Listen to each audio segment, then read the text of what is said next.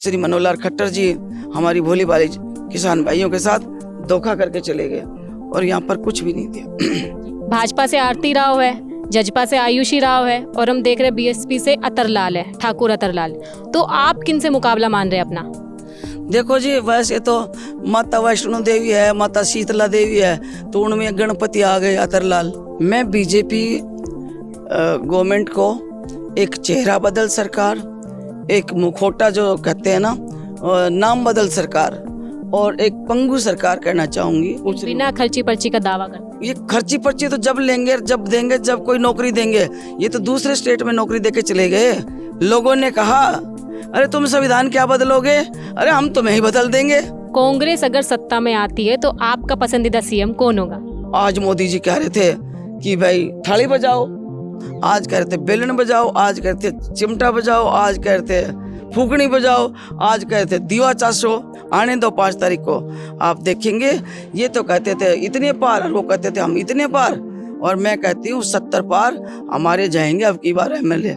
जिनकी फूक से घास जलती है मैं वो नहीं हूँ, जिनके ऑर्डर से धरती हिलती है, चलते है तो धरती हिलती है, मैं वो आत्मा नहीं हूँ। चाहे आपकी पहली प्रत्याशी का नाम आपने लिया हो, चाहे दूसरी प्रत्याशी का लिया हो, कौन सी महिला नेता जो अब पार्टियों से अब प्रत्याशी बन के आई हैं, क्या मुझे 100 गाँव का और 104 ढाणियों का नाम गिना देंगी?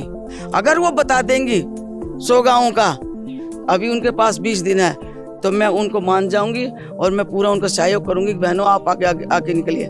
उन घरानों से जो निकल के जो बच्चे आएंगे, क्या हमारी यहाँ पर बेसिक मूलभूत सुविधाओं को करा सकेंगे?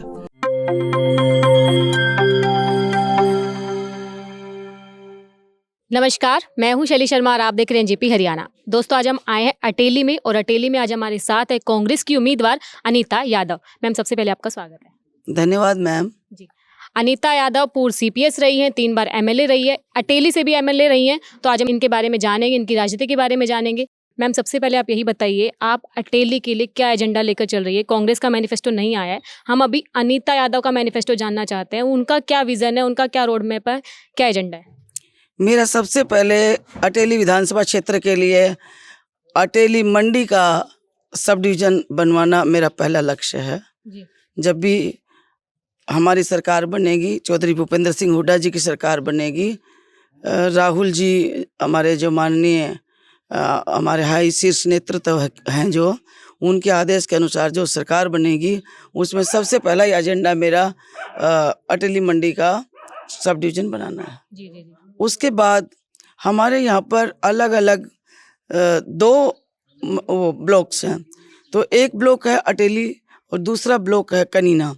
तो अटेली ब्लॉक को अभी हमारे पास अलग अलग हम बंच में बांटना चाहते हैं, जैसे नावदी, रामपुरा, खेड़ी, काटी, बिहाड़ी, सैदपुर, ये जो नीरपुर, ये गांव का जो एक बंच है, यहाँ पे हम एक संस्था लेना चाहते हैं, चाहे टेक्निकल एजुकेशन की लाइन, चाहे या कोई भी एक एजुकेशन जो ये हब होना चाहिए यहाँ पर बिहाड़ी के अड्डे पे, दूसरा या काटी के अड्डे पे।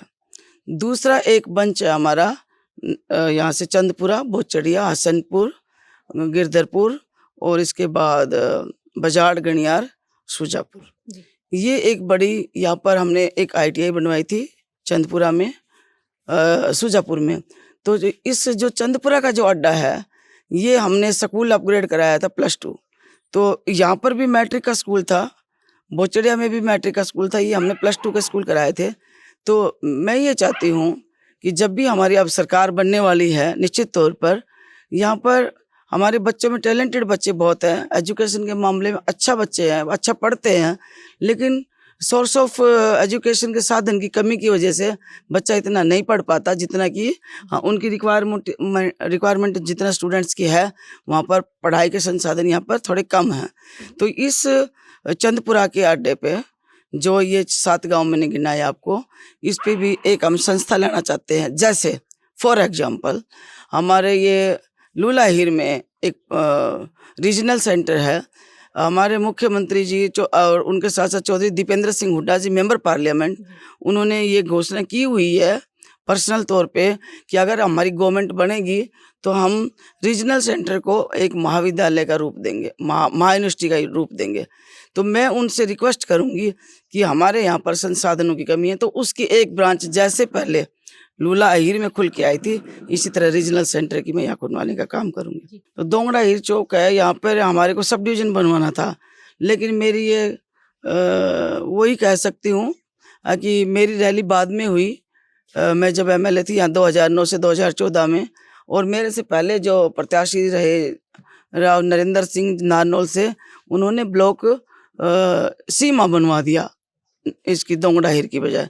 तो अब मेरा ये कहना है आपके माध्यम से कि सबसे पहले चौधरी भूपेंद्र सिंह हुड्डा यहाँ मुख्यमंत्री बने थे, उनका यहाँ पर आना, और सब लोगों ने ये कहा कि जितने भी यहाँ पे मुख्यमंत्री आए हैं वो सब नारनौल से अटेली जाते हैं, और तुम ये क्या नया काम कर रहे हो जो तुम यहाँ से चौधरी भूपेंद्र सिंह हुड्डा मुख्यमंत्री जी को यहाँ से लेके जा रहे हो।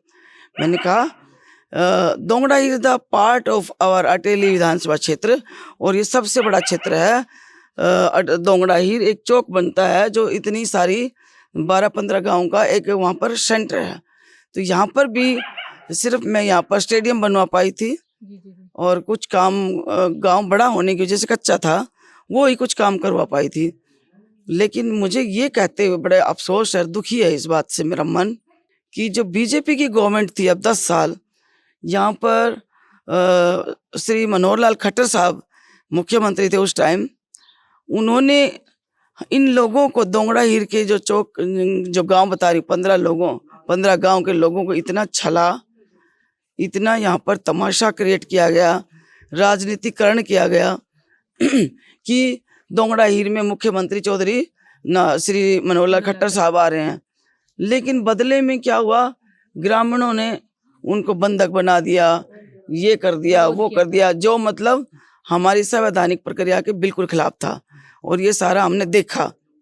लेकिन यहाँ की सीधी जनता, सीधे किसान, भोले जमींदार लोग मुंह ताकते रह गए, और श्री मनोहर लाल खट्टर जी हमारी भोली भाली किसान भाइयों के साथ धोखा करके चले गए, और यहाँ पर कुछ भी नहीं दिया। एक चौक और बचता है, ये बचता है शारना, पोता, नौताना, सेलंग, बागोत, उसके बाद छितरौली, सीहोर, गाड़ा, इधर से तलवाड़ा, खरखड़ा, खेड़ी, धनुंदा, एक ये और बंच बचता है।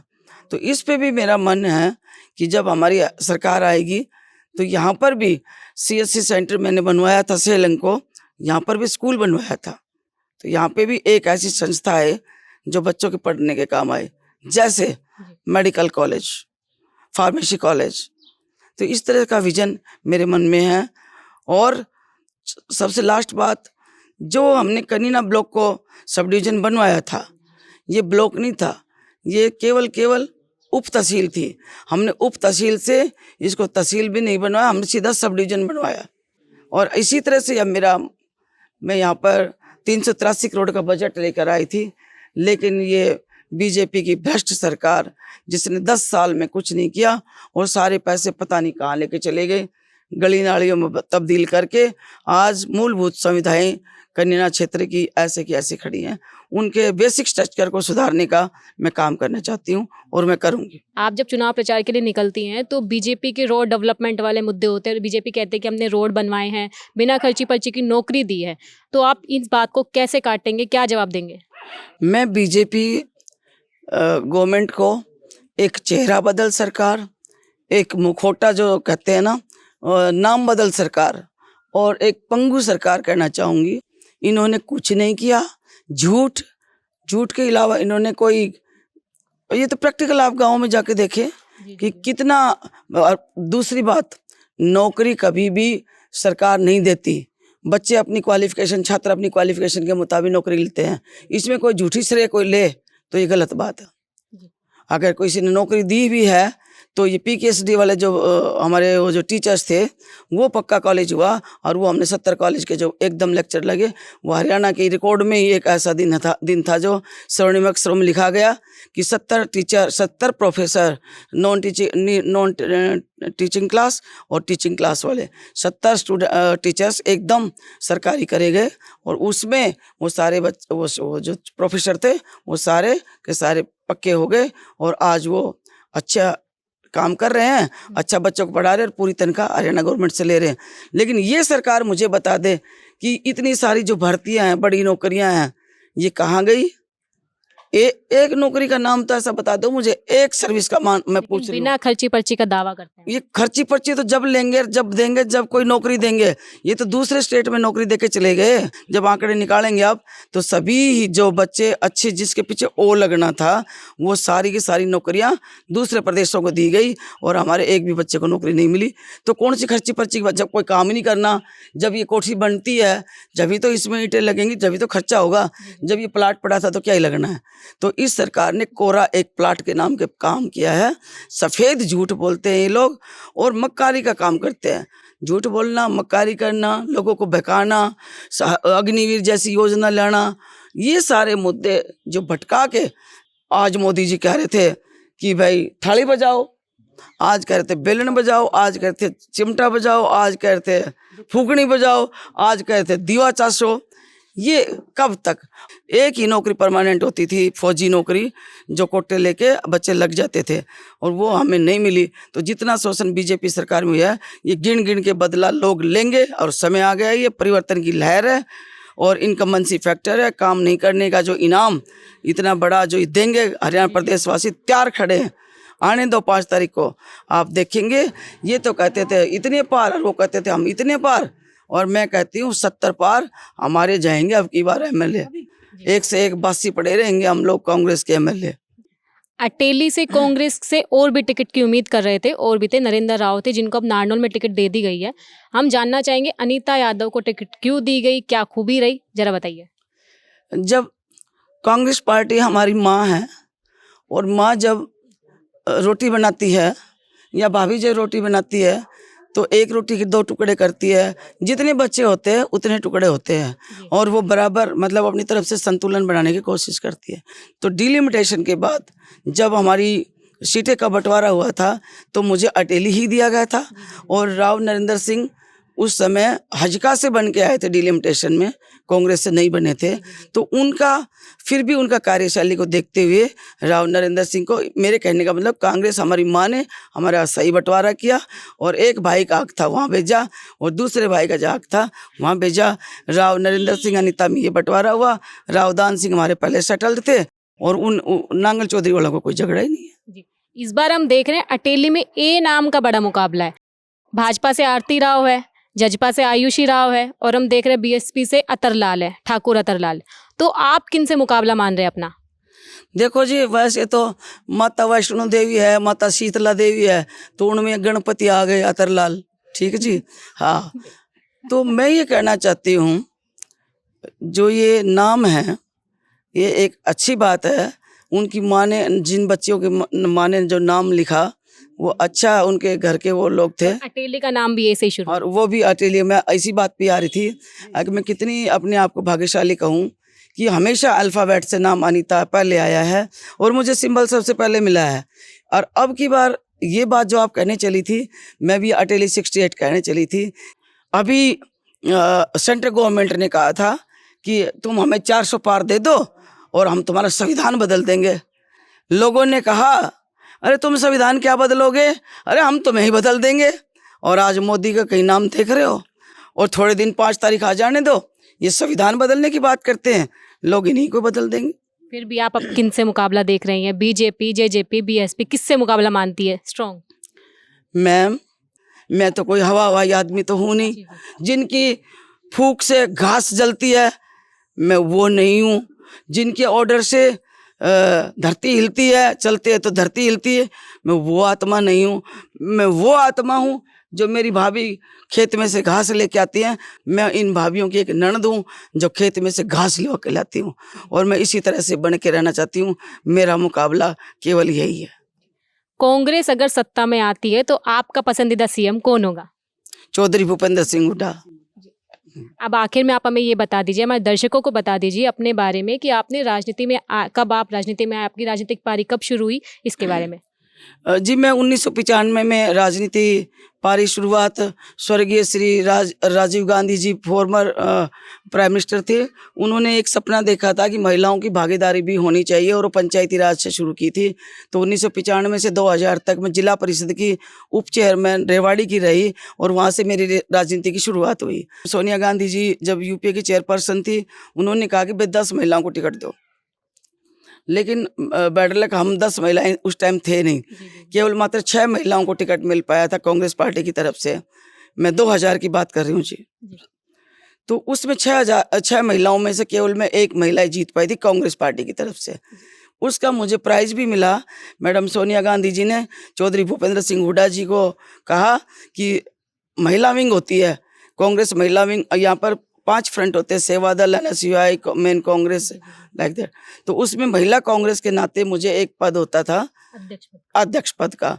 तो चौधरी भूपेंद्र सिंह हुड्डा जी को मैडम सोनिया जी ने कहा कि इनको भाई अध्यक्ष बनाओ महिला का और इनको पूरे हरियाणा में घूमने के लिए मौका दो।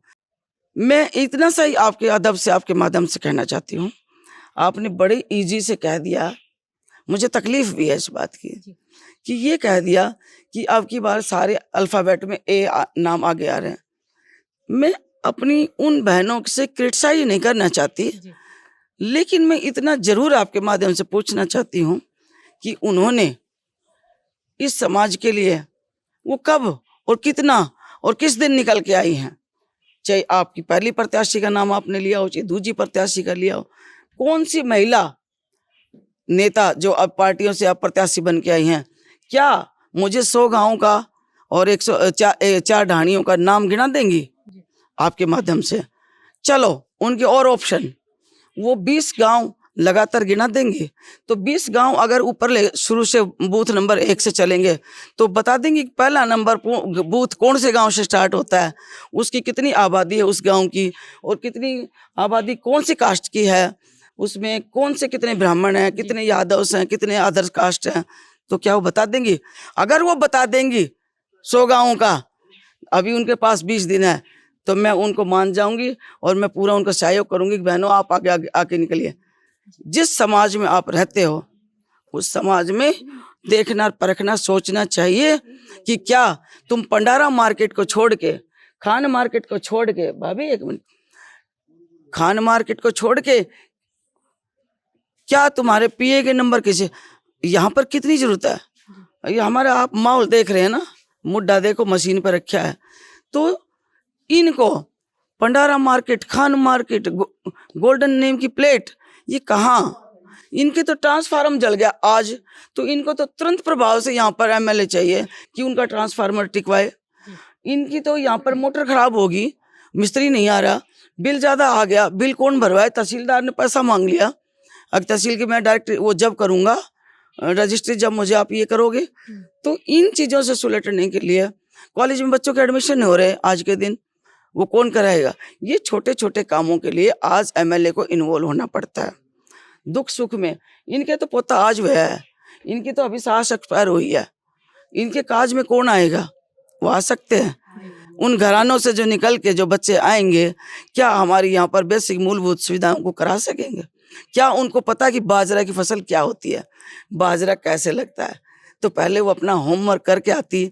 मैं एक महिला हूँ, महिला के लिए बड़ा प्रोवर्ब है कि महिला ही महिला की दुश्मन होती है, पर मैं भगवान से इस माफ़ी मांग कर कहती हूँ, मैं चाहती हूँ आप जैसे बच्चे बहुत आगे आए, जैसे आप एक प्रेस के माध्यम से निकल कर आए, तो वो भी इसी तरह से, पहले आपने भी कहीं ना कहीं ट्रेनिंग ली होगी, तो वो भी ट्रेनिंग लेके आती और इस तरह की फाइल करती, पेपर फाइल करती, तो मुझे अच्छा लगता। इन्हीं बातों के साथ आपका धन्यवाद। धन्यवाद।